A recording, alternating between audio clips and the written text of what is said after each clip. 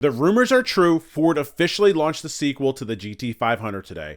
In what almost seems like an accident, Red Bull teased the Mustang Dark Horse SC a day ahead of its official release, and now it's actually here. This is everything that we know so far. Ford tells us that its latest creation was heavily inspired by the GTD supercar and GT3 race car.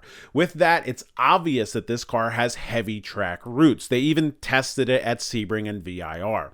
Under the hood, we find a supercharged 5.2-liter flat-plane crank V8 paired to a 7-speed dual-clutch automatic transmission. Unfortunately, there is no talk of a manual, at least not yet. Even though Ford didn't specify an exact horsepower figure just yet, not exactly rocket science to figure out what's going to happen here. The GTD, which is the halo car of the lineup, makes 815 horsepower, and the GT500 that this car is slated to replace made 760. So realistically, it's somewhere in between those. I'm thinking 785 to 800 horsepower range. One thing I have to say about this thing is Ford absolutely nailed the way that this car looks. They've been riding this general body shape for a long time, but they've managed to evolve it in a way that still feels aggressive and fresh. Up front, that starts with a new hood and carbon fiber venting. Out back, you get this ducktail shaped deck lid paired with an aggressive rear wing. Also, there's a new fascia, and the whole thing just looks like it's ready to roll straight off of the delivery truck and onto a racetrack.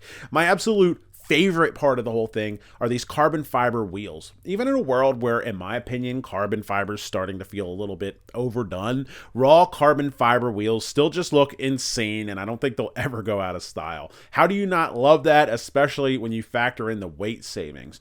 Performance-wise, there are even more goodies to love. Brembo carbon ceramic brakes underneath, plus they have a big focus on weight reduction going on. Not only does this car use a ton of carbon fiber, but Ford also replaced steel suspension components with forged links and magnesium where they saw fit. There seems to be a real effort here to make this thing lighter and sharper.